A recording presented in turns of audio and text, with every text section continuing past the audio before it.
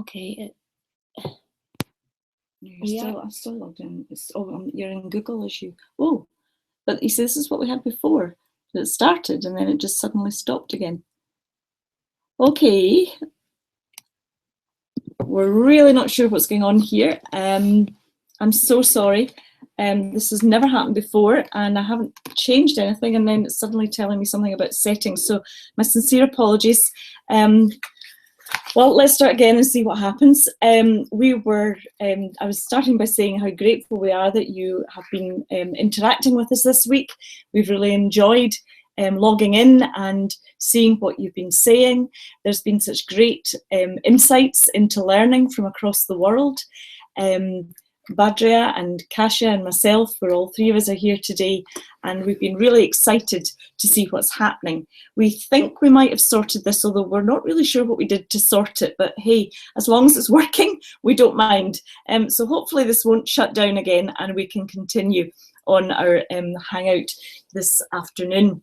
So I think as we've been reading through this week's platform and looking at all the different comments about the different barriers that we have and how we experience those barriers, we've been struck that, as perhaps we anticipated, there's no easy answers. We don't have easy answers, either the three of us or indeed Scotland. I mean, I'm very aware that sometimes I talk about Scottish experiences and what we're doing here in Scotland. And we are doing some very interesting things, some things that I think are actually making a real difference to learners.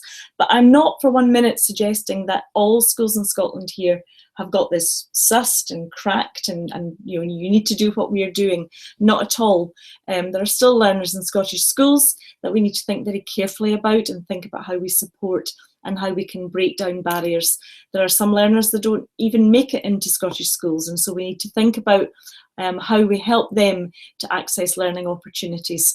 But what I think has been really interesting for me and for Badria and for Kasia as well is that as we've been reading your comments and reflecting on some of the things you've been saying, there's been some real nuggets of gems of ideas as to the way that people, teachers, but not only teachers, anybody involved in working with young people across the world are actively engaging and thinking about how to break down barriers and are looking at their own situation and deciding, well, what can we do? What can we do with the resources we have?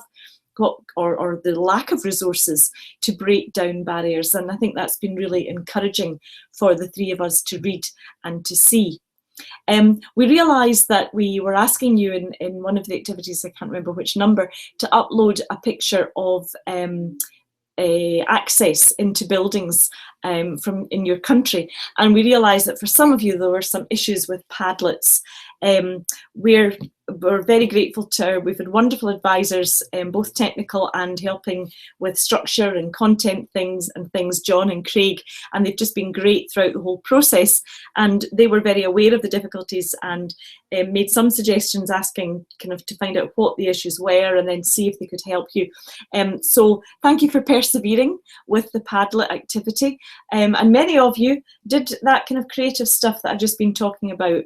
When you perhaps were having problems or couldn't take a picture or whatever, you said, well, I'm just going to describe what I can see. And that was great because although pictures can be very helpful, just sharing your buildings and architecture with us through words, and some people provided links and things, that was great. So thank you very much for persevering for what for some of you was a bit of a difficult activity. We've had various questions sent in this week, and if you're listening live, we'd really like you to contribute to our discussion as it's happening just now. So please feel free to message us, and Kasia and Badria are monitoring that be here beside me, and we'll start with the questions that many of you posted on the part of the online course where we asked you to do that. Like last week, there's a couple of questions, 3 questions that will actually probably be dealt with next week. And so we'll maybe not really discuss them too fully today, because they will be discussed next week. So please hang on in there with us, and we'll deal with issues around pedagogy, contextualised pedagogy, excuse me, and teacher education. But I will mention these as we go through. So Simon asked, how does a teacher provide the best possibility for parents and children to engage in their child's education? Parents from poor families may work multiple jobs and not be free in school hours or for parents' evenings. So how does the school cater for this? In addition, if parents do not speak the language native to the school or the country proficiently, how does the school and the teacher work to make sure they're not going to be marginalised from school life? So a question there around how we can actively engage parents in the learning process, particularly if there's issues around language. Another question about parents came from Michelle, and Michelle's question was about how do we break the cycle of parents who are not engaging in their child's education, i.e., that's to say, parents who weren't interested in schools themselves for whatever reason, then are not interested in their child's schooling. So essentially what we have here are 2 questions asking about parents and how schools and teachers can perhaps better engage with parents. Now again, some of this might depend on your own country and your country's approach to working with parents. Certainly here in Scotland, for many years now, we have been very interested in and concerned about involving parents in children's education. Parents really important in the education cycle, not least of all because you can produce them in the first place and then hand them over to education systems, but because very much we realise and understand that parents inform much of life for a young person, and certainly very much so in early years. But as these 2 questions allude to, working with parents isn't always easy, it's not always straightforward, and indeed Simon and Michelle pick up on multiple reasons as to why in fact it might not be easy and straightforward to work with parents. I suppose one of the issues is around understanding, shared understandings. Certainly, again, if I can draw on some Scottish examples, parents are often asked to come into school when there's a problem. So if everything's going along swimmingly, everybody's doing what one hopes they should be doing, and there are no issues, then school don't generally contact parents. But sometimes when something happens or something goes wrong or a child misbehaves, then schools, understandably, want to contact parents. And I certainly, many years ago when I worked with young people who had some behaviour issues, I, through talking to parents, became very aware that parents said, well, school only phones me when there's a problem. So to be perfectly honest, Margaret, when the phone rings and I know it's school, then I just don't answer it.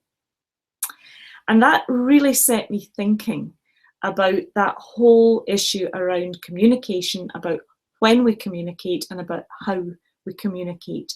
And I could very much understand from the parents' perspectives that they might not want to come to school to be told that yet again their child had misbehaved, had caused a problem, had punched somebody else. And so we started to think about how can we work with parents just all the time, rather than just when there is a crisis point. And one of the things that we looked at also in relation to the question about how do you actually get them there was the idea of whether it would be possible to conduct our parents' meetings on some kind of neutral ground, because whether we like it or not, school is a very, and certainly in how school looks in Scotland, school's a very formal place. It's a particular building. There are particular people who work there. It's their job to work there. And so school is a system. And we're asking parents to come into this system. I mentioned last week the example of me going into a hospital system and not knowing how that system worked.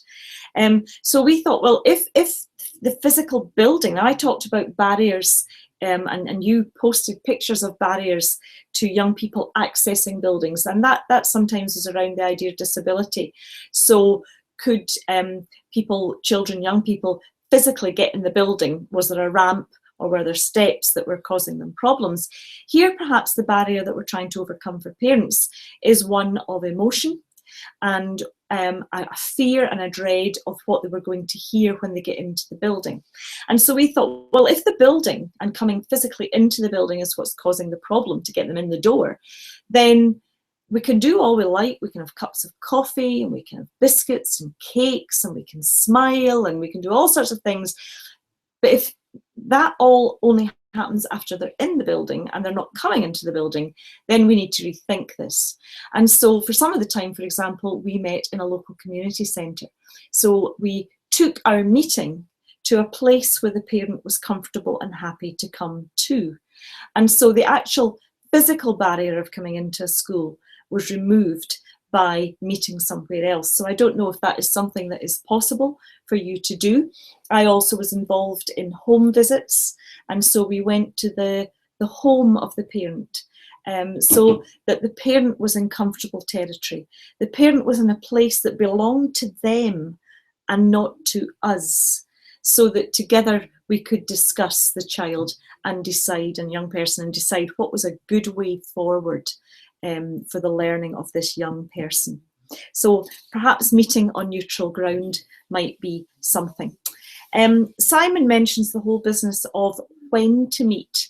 And there's been a lot of discussion in the UK recently about when you can get a doctor's appointment.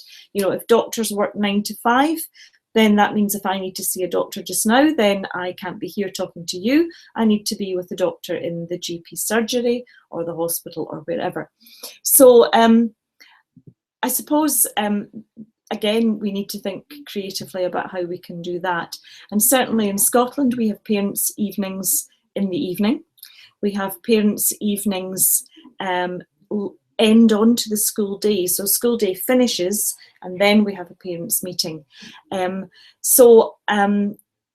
Teachers are humans who have lives and who also have other things to do at other times. So actually trying to find a way that meets everybody's needs is actually quite problematic.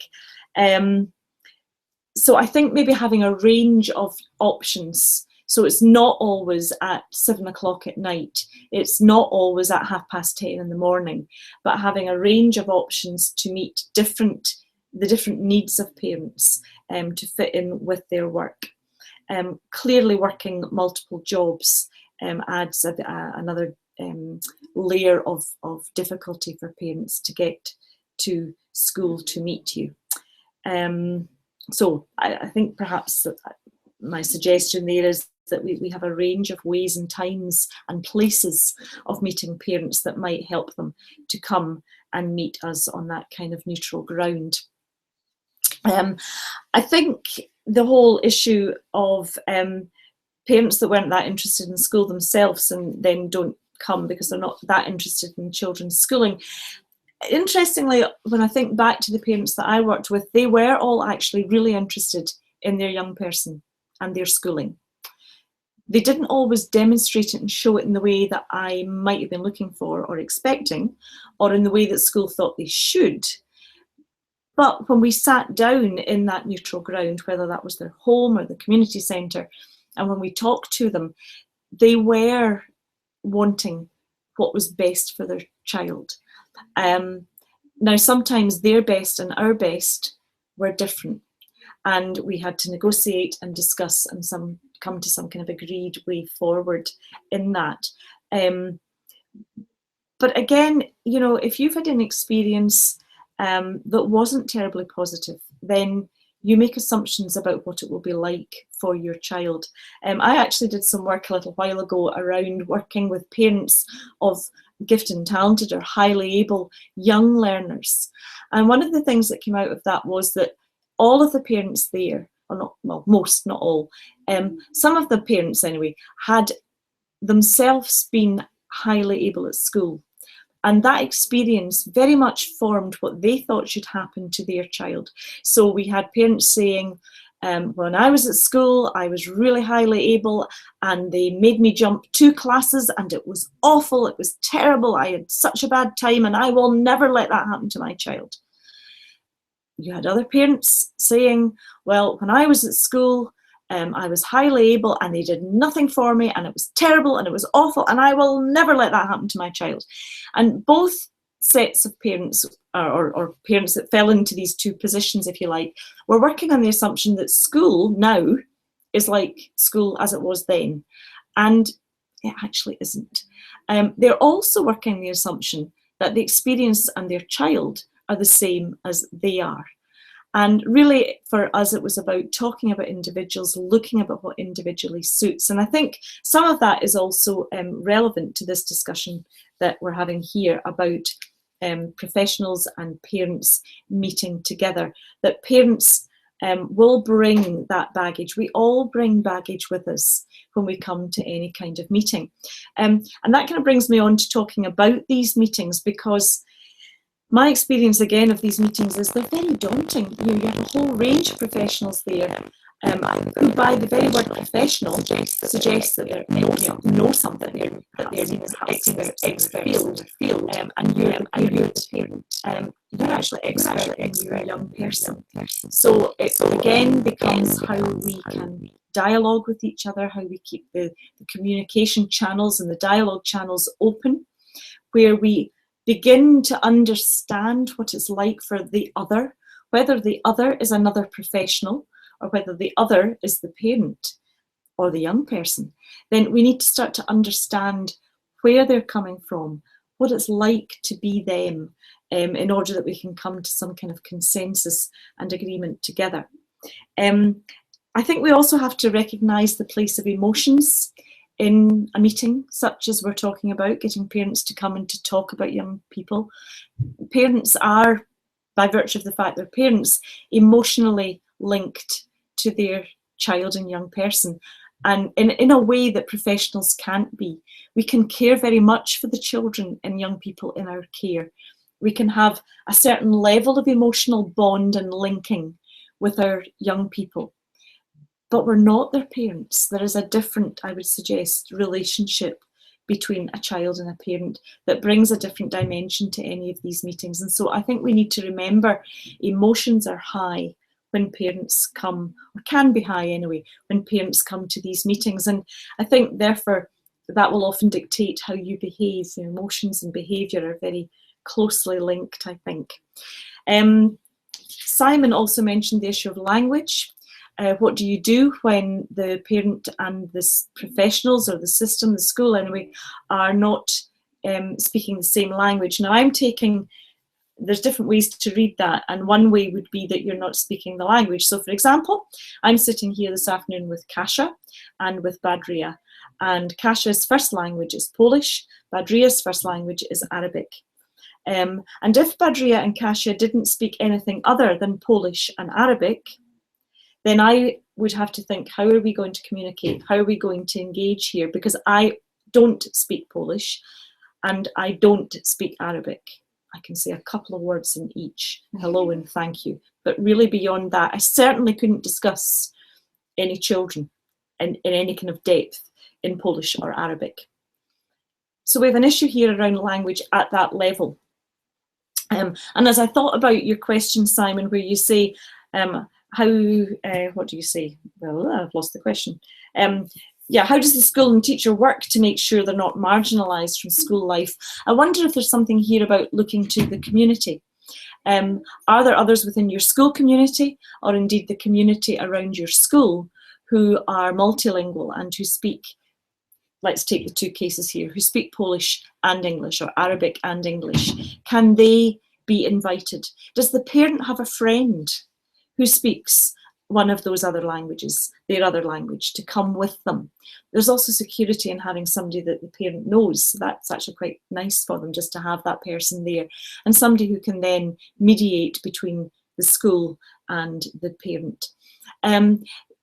it's probably not appropriate always to have a young person in the school or the young person you're talking about translate, but I certainly am aware of meetings in Scotland where the young person has been used to translate. That can sometimes be quite difficult when they're then talking about themselves as well.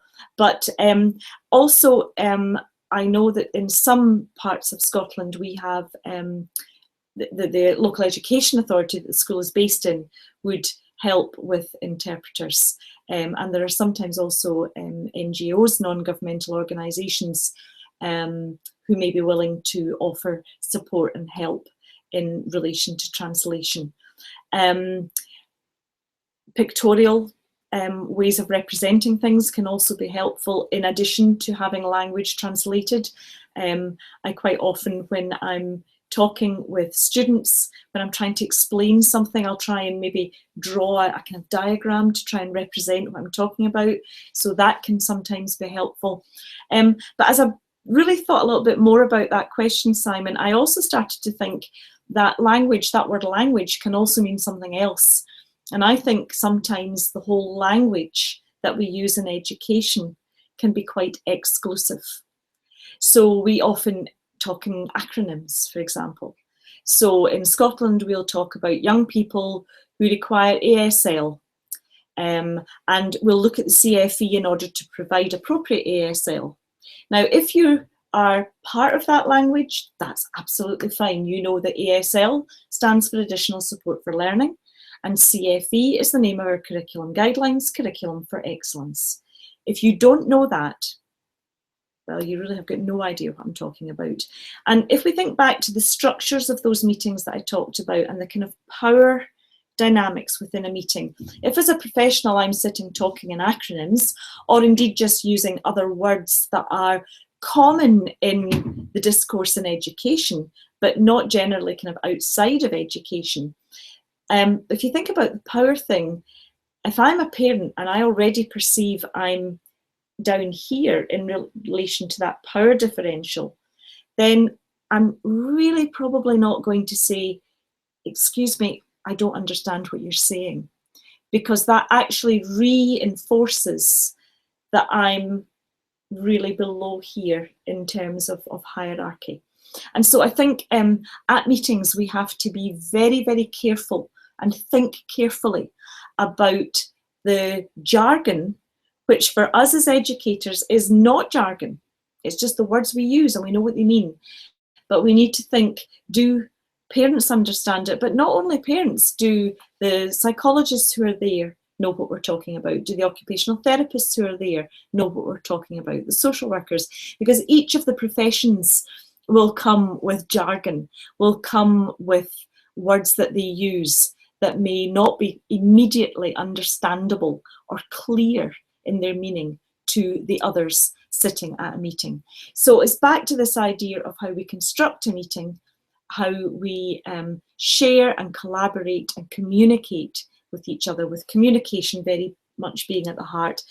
And one final thing before we move on to the next question. It does seem to me that a lot of the work that we have to do and build up with parents in schools evolves around the idea of trust. We have to trust each other.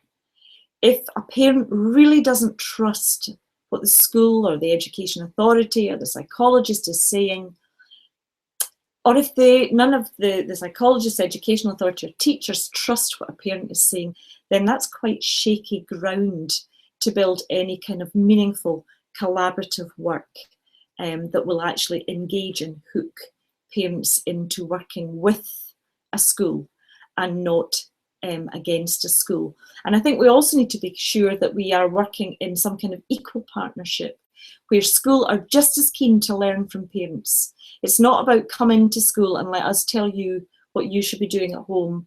That might be part of it, but there's much that we can learn too. Schools don't have all the answers on how to work with young people. So there's some thoughts around parents engaging, meeting, and some of the issues that are related to that. Do we have any questions coming in? Not yet, that's okay. Another question was from Carol. Carol, I know you're not listening in. I know you are unable to listen in just now because you're at work, but you were asking about just now in the UK, and particularly in England, there's a prevention strategy, and in the college that you work, you are saying that students are having limited access to information due to a particular web filter that's been set up. And you're suggesting that's discriminating against particular groups of students, and therefore stifling debate. And you wondered if we have any kinds of thoughts on that kind of ideological pressure on educational professionals and how to deal with it positively. And that got us thinking, set us off on thinking about this one. And I suppose, although students, you're saying that they're being barred from particular information because of this web filter, the truth is that when they leave your college, they'll not be barred from information. And so officially stopping people from getting information doesn't actually stop them from accessing the information, because you know, if they want to access it, they perhaps can access it. And so that got me thinking about this whole notion of information, and once we've accessed it, what do we do with it? And perhaps accessing information is only part of the issue. The other part of the issue becomes, once you have accessed the information, what do you do with it? And so discernment for me comes important. Same for young people in schools as well. They can access lots of information, but what do they do with it? Where did it come from? What's the source of that information? How does that bit of information link up with other bits of information? So I guess one of the things I started to think about in terms of educational professionals dealing with it positively, although they can't actually access information in your college because of the web filter, maybe one of the things that professionals can do is talk to students about critical engagement, about discernment, about working out sources of information and reliability. And how much we can bias, I guess, within reporting and so on as well. Do that actually, even in nurseries, we're starting to get young children to look at evidence for ideas that they have. We were also involved in a project. We did some work with our physics and astronomy department. They've just been involved in the gravitational wave.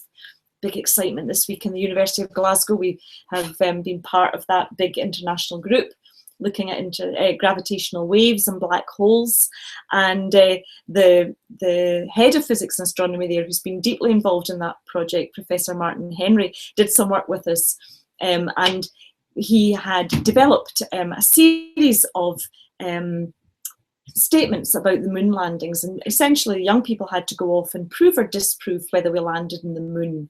There would be people who say we didn't land in the moon, it was all just a big staged in the desert somewhere. So they had to go and prove or disprove.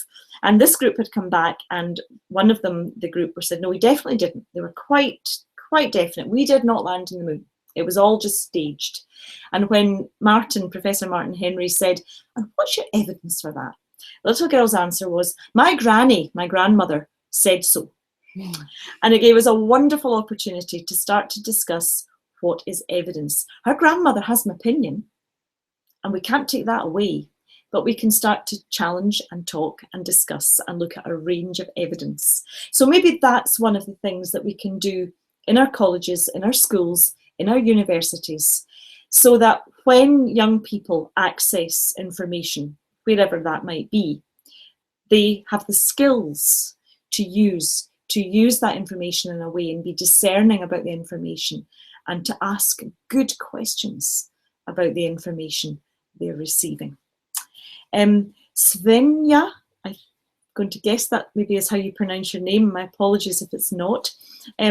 You've asked or stated that since this course is often and rightfully stated that the attitudes of teachers towards specific types of learners can result in a big barrier, I would love if any of you talked about a moment that you realised you needed to shift your attitude on something like that. Badria and Kasia can have a think of whether they've got an example they want to share. But while they're thinking about that, I'll tell you about a couple of things that, well, one, the shift of a colleague's attitude, and one, a shift that I made. And I guess fairly early on in my teaching career, I was teaching 8-year-olds, primary 4 in Scotland, and we were just started the new term, so our terms here start in August. So it must have been late August, early September, when I was thinking, and looking at my class and working out, and yes, you get information about them, but I was also kind of trying to match up that information with what I was seeing and bring it all together for a deeper and more full understanding of the young people in front of me. And there's one particular little boy who, very, very articulate, really articulate, great vocabulary, really advanced ideas, able to synthesize information, superb. And then I asked him to write, and oh my goodness, the gap between his thinking, his ideas, his understanding with what he could then produce in paper, it was huge. And in many ways, the bizarre spellings and the great difficulty he had in forming letters, his actual handwriting, it was way more than I'd ever seen before in primary 4. And I had to change my attitude, because I thought, what I've been doing isn't working. So I can't just do more of the same, because that's not working. So I had to change my thinking about how I was going to approach this young person and what I was going to do. I had to kind of really turn around my thoughts about how to support this young person. And I'll be very honest, my first thought was, I don't know what to do. You're doing stuff that I've never seen before. There's clearly something about this gap. I had only been teaching for about 18 months, so I was really new. I had a limited amount of experience to draw on. And then I thought, right, let's be pragmatic about this. What's the problem? And I thought, well, the problem is his writing and his spelling. So let me say to him, stop writing things down. And so I said to him, look, I don't want you to write that down. I want you to record your ideas in a different way. So he physically recorded, verbally recorded himself. I asked him to draw a picture. I asked him to build a model. I asked him to sculpt things. And a couple of days after I had started this, and that was to kind of buy me time to think about how I was going to address this, his mother arrived at the door of my classroom. And in my class, there was a wooden floor in the classroom, and there was a strip of metal and a door, and then a tiled corridor. And she stood with her tiptoes just touching the metal edge, and she leant into my classroom. And I have to be honest, I was a bit scared. I thought she was actually going to maybe hit me or something. And I kind of leant back like this, and she said to me, I don't know what you're doing. And I thought, oh, I've stopped your son writing. That's what I'm doing. She said, I don't know what you're doing, but I want to thank you. Because for the first time in 3 years, he's not wet his bed at night. I thought, oh, that wasn't the answer I expected. It's not what I expected to see. And so together, along with a psychologist that we eventually involved too, we started to devise ways of meeting that pupil's learning needs. And so I thought to myself, okay, I've had to completely rethink what I think about learners and learning. And that was my kind of, often in the literature, you read about crystallizing and paralyzing experiences. A crystallizing experience is one that you go, wow, and you kind of move on up there. Paralyzing one is that it shuts you down and it stops you. And for me, that was my kind of crystallizing moment of working with young people. And it's the one that kind of started me off on my trajectory. Another example I'll give you from working with my colleague was, once I came to work here in the university, we had a delegation of colleagues coming from all over Europe, and they were coming to discuss inclusion. and many of them themselves had a physical disability. And we decided when they were coming to Scotland, we were going to give them a good Scottish experience. And one of the things we decided we would do would be to have, or two of us anyway, decided we'd have a céilí. Now, a céilí is, well, traditionally it was actually stories and songs, but it also involves dancing. So we're going to have traditional Scottish music and Scottish country dancing. If you're not sure what that looks like, Google it and find out. And so we were going to have dancing. And my colleague just looked at me and said, "But Margaret, they're in wheelchairs." And I looked at her and I said, "Uh-huh." And she said, but you want them to dance." Now, it was interesting because prior to coming to work in the university, in one of my classes, I had a boy who was in a wheelchair and we did dancing. He joined in the social dancing that we do at Christmas time with our young people in Scottish schools. I knew that it was perfectly possible to do céilí dancing when you're in a wheelchair with the right support and with children and young people understanding. And so I couldn't see what the problem was. And that was a rather crystallizing moment from her. And she said, I thought I was thinking in ways that were inclusive. She said, but I immediately thought, well, they can't do céilí dancing. But they could. And so there's just two examples from my experience that have really got me thinking. So there we go. If Badria and Kasia come up with any examples, then they'll share them with you later. David sent in a question talking about culturally relevant pedagogy in the classroom and the role of the teacher as facilitator, so that they're adopting less prescriptive methods of teaching while effectively delivering content. David, I'm going to say that we're going to cover that next week. In week 3, we very much delve into the idea of pedagogy and contextualised pedagogy. One of our professors here, Professor Michelle Schweifert, has recorded something for us around some of her work in the idea of contextualised pedagogy. Contextualising it, meaning that you contextualise it for where you find yourself, that whether that be country or school or class.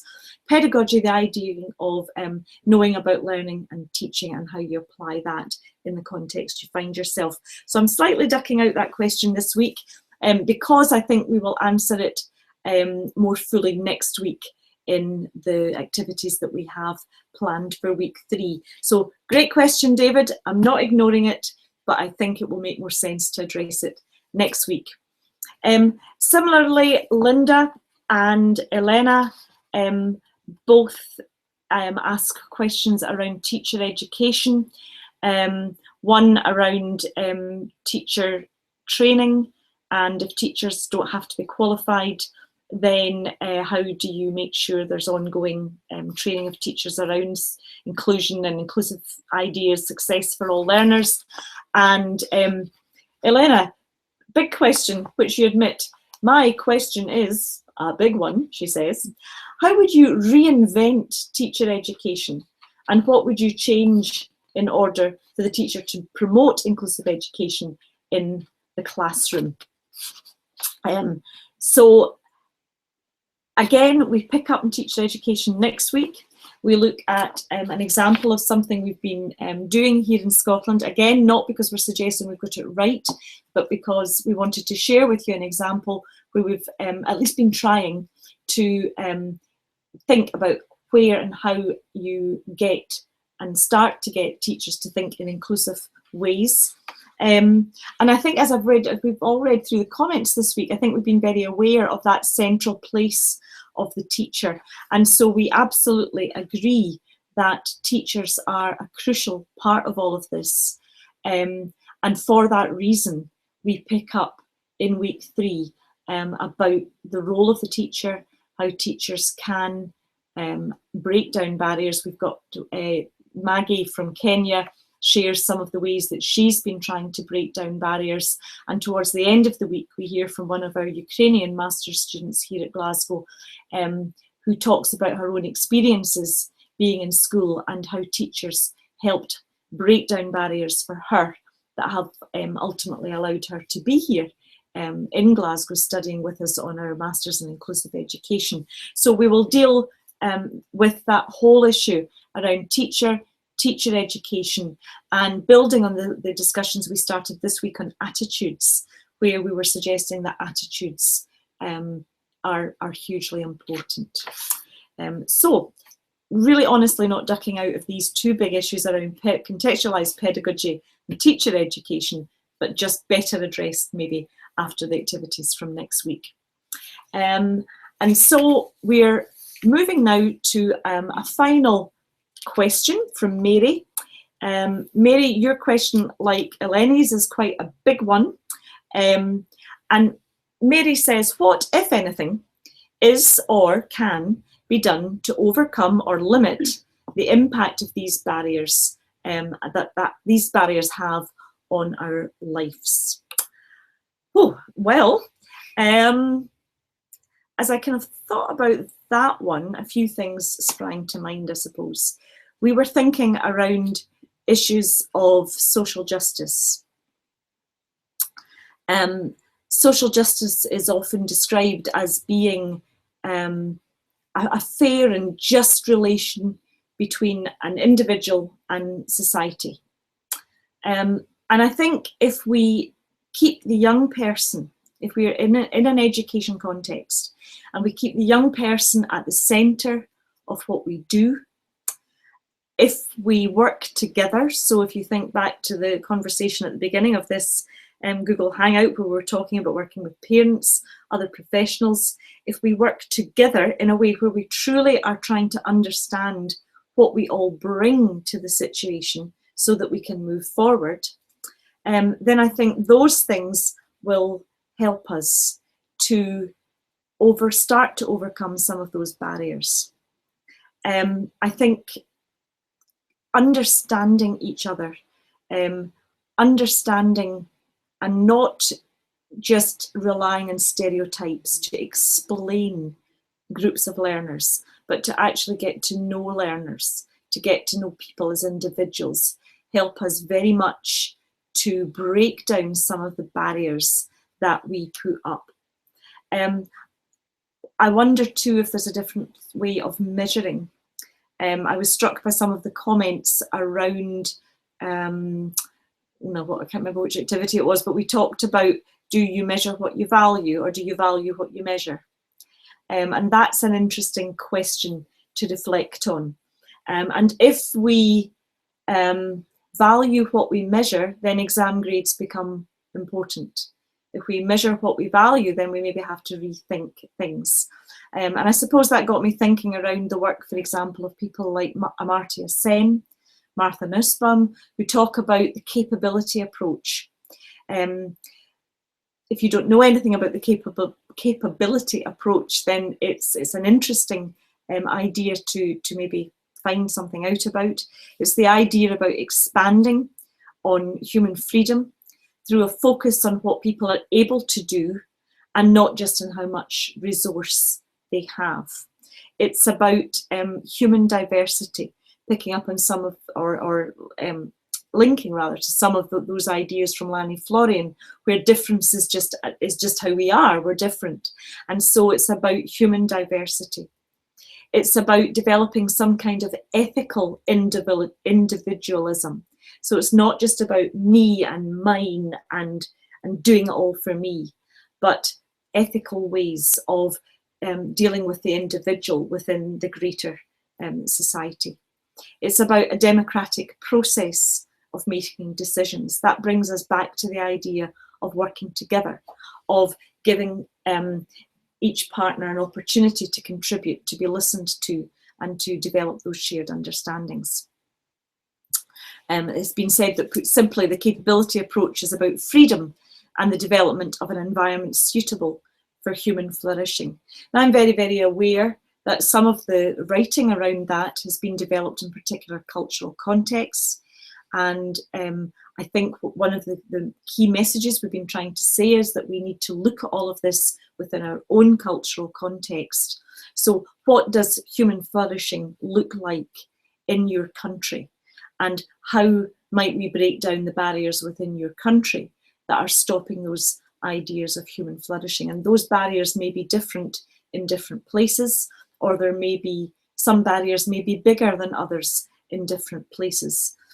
But I do think when we start to talk about supporting young people and supporting their learning, in spite of the different cultural contexts, we do end up often, I think, as teachers certainly, talking about the same issues and the same things. And that idea of helping young people to engage in learning in a way that helps them to flourish as a human, but not only that, helps them to contribute to the whole of society, of which we're all a part, and perhaps never more so in our globalised world. There's been a number of significant incidents have happened across the globe this week that, for me, underline the need for us to engage in ways that allow for human flourishing and for a deeper understanding of where we're all coming from.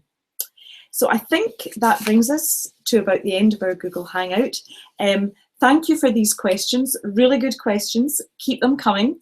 No straightforward and easy answers. And as I say, we don't have these Google Hangouts because we think we have all the answers, but we have these Google Hangouts to engage further in the debate that we've already started through our online learning course, and through that debate that we're really looking forward to continuing on week 3. So we look forward to seeing you all. We look forward to getting your questions. Can I just very quickly say thank you to Kasia. Kasia, hi Kasia. Kasia unfortunately isn't going to be able to be with us next week when we have our Google Hangout. So can I just now publicly say thank you to Kasia. She will be in and around the course though, so she's not going to stop making comments. She just physically can't be in the room with Badri and I next week during the Google Hangout. But Kasia, thank you for all your work. Thank you, Margaret. Really good to have you, and thank you again to all of you, and we'll see you next week. Thank you very much. Bye-bye.